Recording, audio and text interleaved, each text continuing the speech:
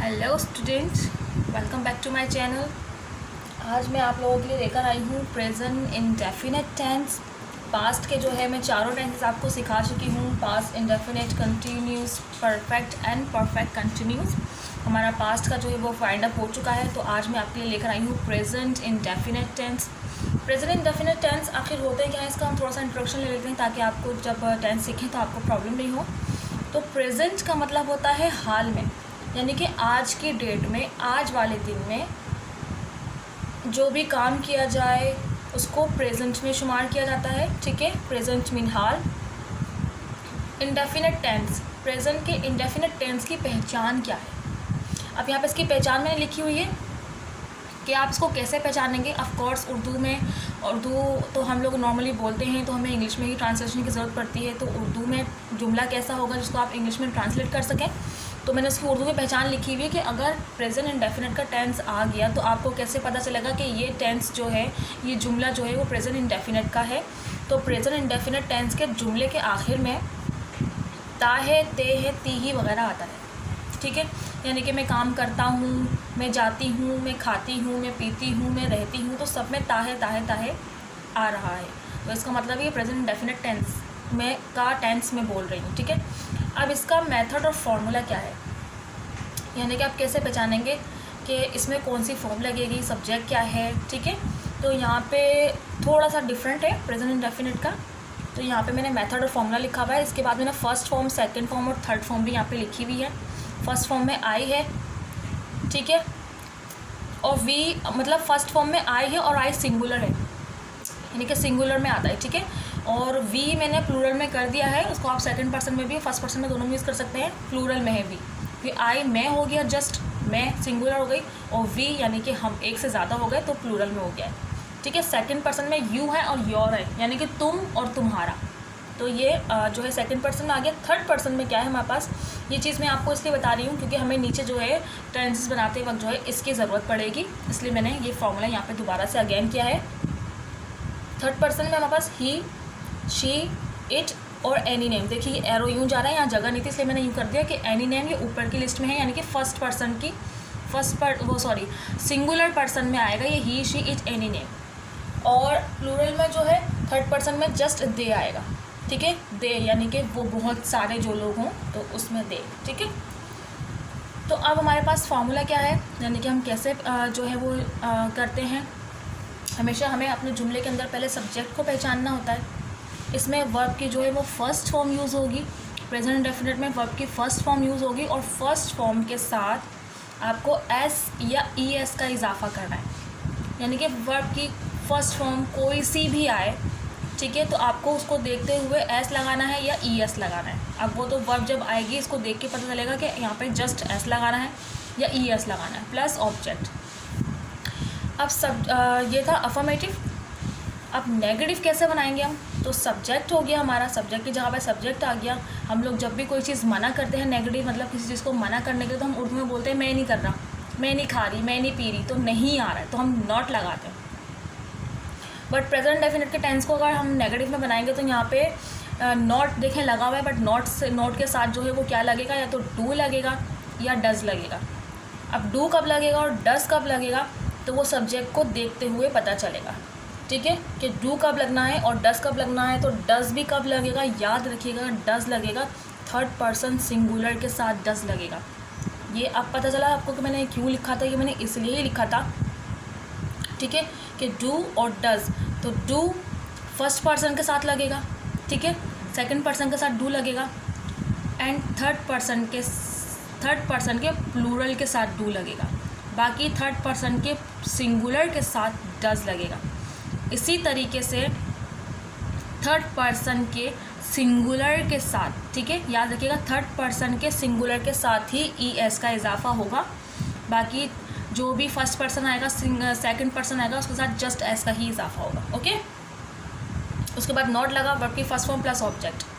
अब यहाँ पे वर्ब की फर्स्ट फॉर्म के साथ ई एस लगा रहे थे हम लोग, और यहाँ पे देखें वर्ब की फर्स्ट फॉर्म के साथ एस या एस कुछ भी नहीं है। क्यों नहीं है, बिकॉज हम नेगेटिव बना रहे हैं, तो नेगेटिव बनाते वक्त जो एस ई एस यहाँ लगा था ना वो यहाँ पे शामिल हो गया। देखिए डू है, डज है, तो जब वर्ब की फर्स्ट फॉर्म जो होगी थर्ड पर्सन सिंगुलर के साथ ई एस लगाएंगे तो वो यहाँ पर मैच कर गया, इसलिए यहाँ से ख़त्म हो गया।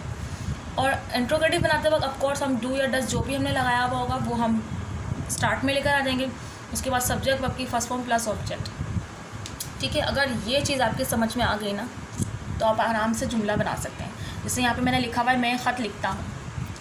अब लिखता हूँ से हमें पता चल गया है कि प्रेजेंट इंडेफिनिट का टेंस है। ऑफकोर्स हम अभी प्रेजेंट इंडेफिनिट ही कर रहे हैं, तो इसलिए तो आपको पता ही है कि प्रेजेंट इंडेफिनिट है। लेकिन अगर बहुत सारे टेंसेस के साथ मिक्स होकर आ जाए तो आपको लास्ट से हमेशा पता चलता है जुमले के आखिर से कि कौन सा है। तो ता हूँ आ रहा है, हूँ है या जो भी हो, ठीक है, तो ता हूँ आ रहा है, तो इससे हमें पता चल रहा है कि प्रेजेंट इंडेफिनिट का टेंस है। फर्स्ट स्टेप होता है हमारा टेंस को पहचानना।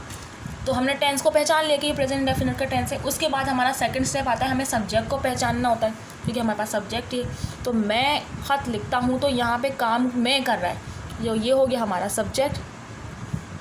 उसके बाद हमें पहचानना होता है अपना वर्ब, कि यहाँ पे वर्ब क्या है। तो यहाँ पे वर्ब है लिखता, लिखना, लिखने का काम हो रहा है, तो ये हो गया वर्ब। उसके बाद ऑब्जेक्ट क्या है, ऑब्जेक्ट है इसमें क्या लिख क्या रहा है वो, तो ख़त लिख रहा है, तो ये हो गया ऑब्जेक्ट। देखिए सब्जेक्ट भी पहचान लिया हमने, वर्ब भी पहचान लिया, ऑब्जेक्ट भी पहचान लिया, यानी कि हमने जो टेंसेस के अंदर जो भी फार्मूला है हमारा वो सब हमने पहचान लिया। अब जस्ट हमें इसे राइट करना है। राइट कैसे करना है कि आपको पता होना चाहिए कि मे को इंग्लिश में क्या कहते हैं, लिखने को इंग्लिश में क्या कहते हैं, तो आप आराम से बना लोगे। तो मे को इंग्लिश में कहते हैं आई, ठीक है। अब यहाँ पे वर्ब की फर्स्ट फॉर्म है तो लिखना यानी कि राइट, ओके। अब यहाँ पे जो है मैंने आपको कहा था कि फ़र्स्ट पर्सन और सेकंड पर्सन के साथ जो है वो हम देख के लगाएंगे कि क्या लगेगा, एस लगेगा या एस लगेगा, ओके। तो यहाँ पर आई राइट, जस्ट आई राइट होगा क्योंकि फ़र्स्ट पर्सन के साथ जो है वो जस्ट वर्ब की फ़र्स्ट फॉर्म ही लगेगी। थर्ड पर्सन सिंगुलर के साथ हम देखेंगे कि एस लगेगा या ई एस लगेगा, ठीक है। तो जो एस या ई एस जो भी है ना वो सिर्फ थर्ड पर्सन सिंगुलर के साथ ही है, क्योंकि कभी कभार ऐसा होता है कि वर्ब के अंदर जो है ना एस पहले से ही मौजूद होता है या ई पहले से मौजूद होता है, तो हमें जस्ट एस लगाना होता है। जहाँ पर वर्ब पहले से ही ख़त्म हो जाता है तो वहाँ पे ई एस दोनों लगाना होता है। तो आई राइट हो गया, आई सब्जेक्ट हो गया, राइट वर्ब हो गया हमारे पास। उसके बाद वो क्या लिख रहा है, लेटर लिख रहा है, तो आई राइट आ लेटर, ओके।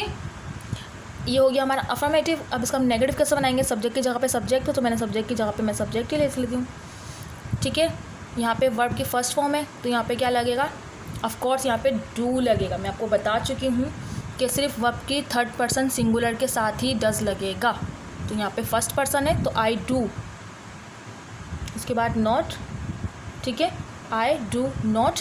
उसके बाद वर्ब की फर्स्ट फॉर्म है I do not write a letter.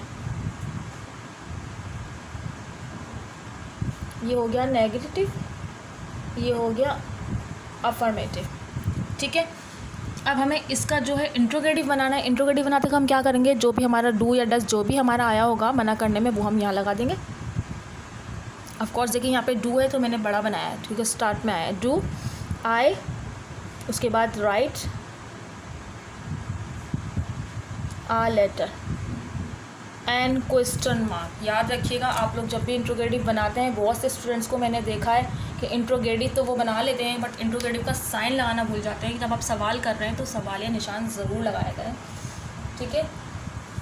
मैं इसका एक और टेंस आपको बना के दिखा देती हूँ। जैसे कि अब ये जस्ट डू वाला था, एस ई एस कुछ नहीं लगा। अब मैं आपको वो टेंस बना कर सिखाती हूँ जिसमें एस या ई एस लगे और डज यूज़ हो। तो कैसे, हमारा सेकंड में बनाती हूँ कि वो रोज़ाना स्कूल जाती है,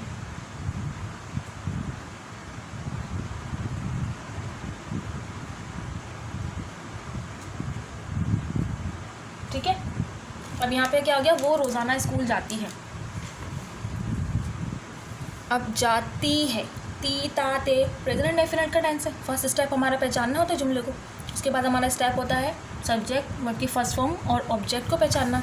तो वो रोज़ाना स्कूल जाती है, तो वो जो हो गया सब्जेक्ट हो गया हमारा।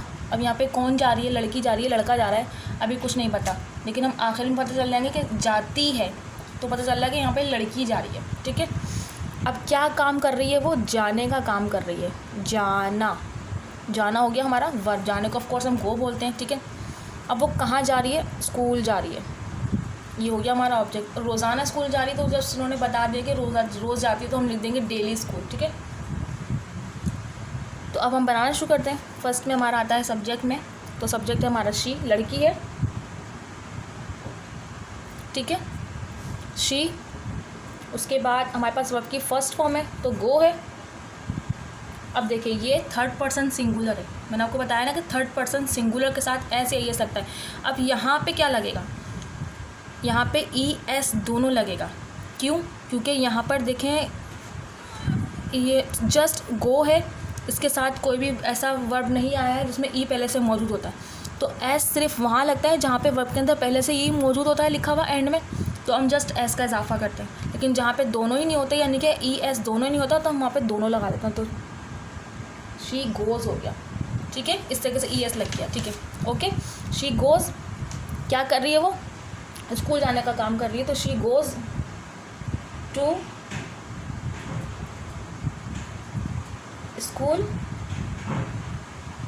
Daily, okay. She goes to school daily, go के साथ हमेशा टू जो है वो लगाया जाता है, गो टू वेन टू, ठीक है। उसके बाद हमारे पास ये अफर्मेटिव बन गया। अब हमारे पास है नेगेटिव। नेगेटिव में हम क्या करेंगे, देखिए गौर से देखिएगा नेगेटिव कैसे बनेगा। सब्जेक्ट की जगह पे सब्जेक्ट आ गया, उसके बाद मैंने क्या कहा था कि डू लगेगा या डज लगेगा, तो जब यहाँ पे ई एस का इजाफा हुआ है, ठीक है, तो यहाँ पर भी डज ही आएगा फिर, ठीक है, यहाँ पर भी डज आएगा। अगर इसके अंदर ऐसे ई एस का इजाफा लगेगा ना थर्ड पर्सन के साथ, तो यहाँ पर भी थर्ड पर्सन सिंगुलर के साथ डज ही लगेगा, डू कभी नहीं लगेगा, ठीक है। तो यहाँ हो गया she does not, okay, she does not. तो जब यहाँ पे गोज़ था ना, ये जो हमने एस लगाया था, तो ये ख़त्म हो जाएगा। जब हम इसको इंट्रोगेटिव में नेगेटिव में लेकर आएंगे ना, तो ये गोज़ से ना जस्ट गो हो जाएगा, ये चीज़ ख़त्म हो जाएगी यहाँ से, क्योंकि वो यहाँ लग गया, ये समझ लें आप, ठीक है। She does not go to school daily, okay, ये हो गया हमारा नेगेटिव। अब इंट्रोगेटिव कैसे बनाएंगे, ऑफ कोर्स जो भी हमने डू है या डज जो भी हमने लगाया है वो यहाँ पर आ जाएगा। यहाँ पे हमने डज लगाया है, डज सब्जेक्ट आ गया हमारा, does she go to school daily and interrogative sign, interrogative sign must होता है, ठीक है। ये देखिए डज आ गया, उसके बाद शी आ गया, उसके बाद गो टू स्कूल डेली, ये जो पूरा है ये पूरा आ गया, ओके। तो आई होप आपको समझ में आ गया हो ये कि किस तरीके से आपको प्रेजेंट इंडेफिनिट का टेंस बनाना है। अब आप प्रेजेंट इंडेफिनिट का टेंस तो इतना इजी है, आप डेली रूटीन में यूज़ करते हो। अगर आपको प्रैक्टिस चाहिए तो आप कौन सा जुमला बना सकते हो, जैसे मैंने ख़त लिखता हूँ लिख दिया है, वो रोज़ाना स्कूल जाती है लिख दिया है, तो आप अपने पास से लाना सकते हो। मैं खाना खाती हूँ, मैं बाज़ार जाती हूँ, मैं जो हूँ मैं रोज़ किताब पढ़ती हूँ, या आप कुछ और भी इसके अंदर लगा सकते हैं। मैं रोज़ मोबाइल का आ गया कि मैं मोबाइल से पढ़ती हूँ, या मैं ऑनलाइन क्लासेस लेती हूँ। तो देखिए सब आ गया प्रेजेंट इंडेफिनिट के टेंस में आ गया, डेली रूटीन में आ गया, आज के काम में आ गया। तो आप अपने पास से भी टेंस बना के जो है वो इजीली इसको बना सकते हैं। बस आपको एक चीज़ आनी चाहिए, और वो चीज़ क्या है कि आपको वर्ब की फॉर्म पता होनी चाहिए इन टेंसेस को सीखने के लिए, और वर्ब की फॉर्म पता होनी चाहिए, कौन सी फर्स्ट है, कौन सी सेकंड है, कौन सी थर्ड है। उर्दू में जो है उसको इंग्लिश में क्या कहते हैं, जैसे जाने को यहाँ पे गो कहते हैं, लिखने को राइट कहते हैं। इस तरीके से बहुत सारे टेंसेस ऐसे हैं, बहुत सारे वर्ड ऐसे हैं जिनको आपको इंग्लिश में पता होना चाहिए कि क्या कहते हैं। तो इंशाल्लाह मैं आपके लिए वो वर्ड भी लेकर आऊँगी, फॉर्म्स भी लेकर आऊँगी, ताकि आप याद कर सकें। तो नेक्स्ट वीडियो तक के लिए मुझे इजाज़त दीजिए। अगर आपको पसंद आया है मेरा टेंस समझाने का तरीका, तो मेरे चैनल को शेयर और सब्सक्राइब करना मत भूलिएगा। नेक्स्ट वीडियो तक के लिए बाय बाय।